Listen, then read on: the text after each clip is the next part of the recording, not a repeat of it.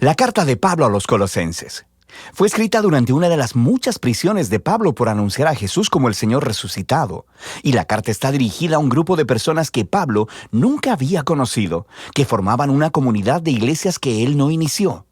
Esta iglesia en Colosas fue iniciada por un colaborador de Pablo llamado Epafras, quien era de esa ciudad. Epafras había visitado a Pablo en prisión recientemente y le informó acerca de lo bien que estaban los colosenses en general, pero también le mencionó algunas de las presiones culturales que los tentaban a darle la espalda a Jesús. Así que Pablo escribió esta carta para animar a los colosenses a que aborden los asuntos que Epafras expuso y para retarlos a una mayor devoción a Jesús. El diseño de la carta y su flujo de pensamiento son muy fáciles de seguir. El movimiento inicial se enfoca en Jesús como el Mesías exaltado. Luego, Pablo continúa mostrando cómo su sufrimiento en la prisión es en dedicación a Jesús exaltado, y después aborda las presiones que están tentando a los colosenses para darle la espalda a Jesús. Después de esto, él explora la nueva manera de vivir que la resurrección de Jesús ha abierto para ellos. Así que la carta abre con 2 oraciones. Pablo primero agradece a Dios porque Epafras le comunicó que los colosenses han sido completamente fieles a Jesús, mostrando su amor por Dios y por su prójimo. Todo por la esperanza que tienen en la nueva creación que Jesús tiene preparada para ellos. Y continúa orando para que ellos crezcan en sabiduría y entendimiento acerca de Jesús. Y luego Pablo colocó un poema aquí para ayudar a los colosenses y a nosotros a hacer exactamente eso.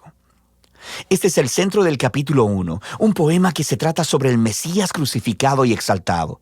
Tiene 2 versos paralelos y está lleno del lenguaje y las figuras de los libros de Génesis, Éxodo, Salmos y Proverbios.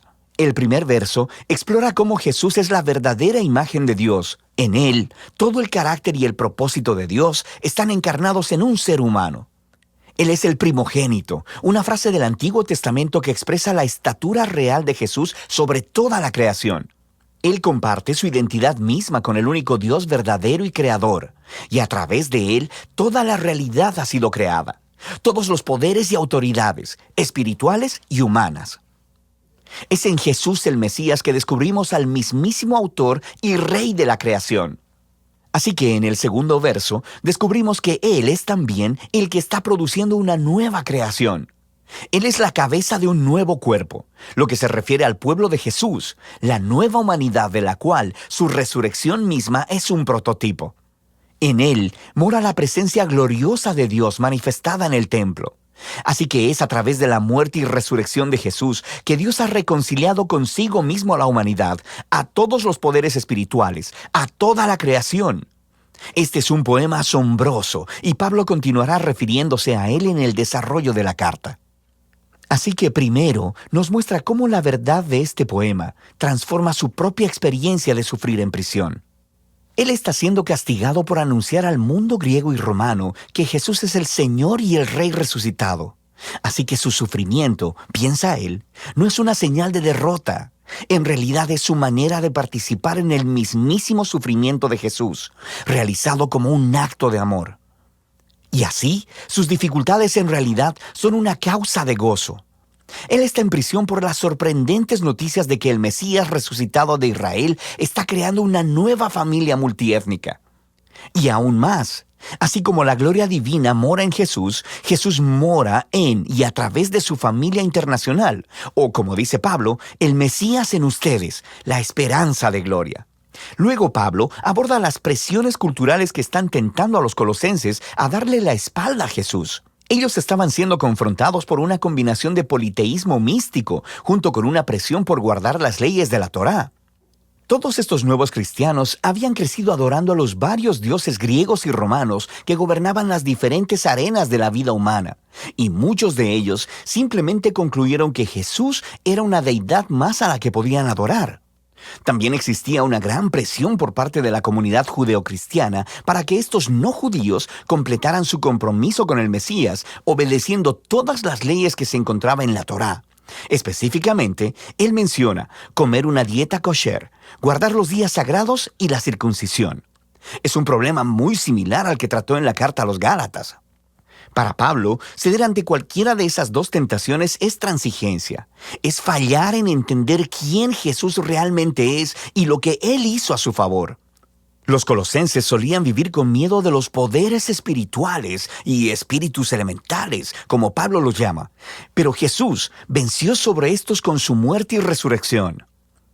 Él liberó a los colosenses de cualquier obligación hacia ellos, de la misma manera en que Jesús cumplió a nuestro favor todas las leyes de la Torá, las cuales, de todos modos, nunca tuvieron el poder de transformar el corazón humano egoísta. Y entonces, en función de lo que Jesús hizo en su vida, muerte y resurrección, no les falta nada. No necesita ser complementado con obediencia a las leyes. De cualquier forma, Él es la realidad a la que todas las leyes de la Torá apuntaban. En lugar de las leyes, los seguidores de Jesús tienen el poder de ser transformados por su resurrección, y eso es lo que Pablo continúa explorando. Seguir a Jesús significa unirse a su nueva humanidad, porque ahora sus vidas han sido unidas a la vida resucitada de Jesús. Y esta es la razón por la que Pablo reta a los colosenses a poner sus mentes en las cosas de arriba, donde está sentado el Mesías a la diestra de Dios. Ahora, Pablo aquí no quiere decir piensen sobre cómo algún día van a dejar la tierra e ir al cielo. Más bien, los cielos son el lugar trascendente desde donde Jesús gobierna ahora sobre toda la creación, y desde allí Él regresará un día para transformar todas las cosas. O, como dice Pablo, cuando el Mesías, que es vuestra vida, sea revelado, ustedes también serán revelados con Él en gloria. De manera que Pablo los reta a vivir en el presente como la nueva clase de humanos en los que un día se convertirán. Él usa la imagen de la vieja humanidad de ellos, caracterizada por una sexualidad distorsionada y una manera destructiva de hablar. Para los cristianos, esa humanidad murió con Jesús y ha sido reemplazada por la humanidad nueva de Jesús, la cual se caracteriza por la misericordia y la generosidad, por el perdón y el amor. Y esta humanidad trasciende las fronteras étnicas y sociales de nuestro mundo para crear, en las palabras de Pablo, un pueblo donde no hay griego ni judío, circunciso o incircunciso, esclavo o libre, sino que el Mesías es todo y en todos.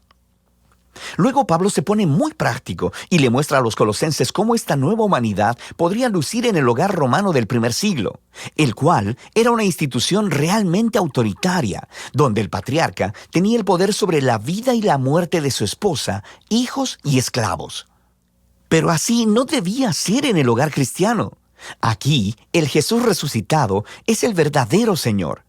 Así que en el Señor, la esposa le permite a su esposo hacerse responsable de ella, y el esposo está sujeto a Jesús al amar a su esposa y poner el bienestar de ella delante del suyo.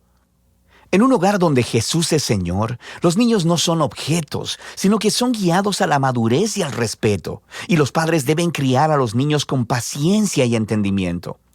Los cristianos que son esclavos deben honrar a sus amos humanos, precisamente porque ellos no son el verdadero amo, sino Jesús.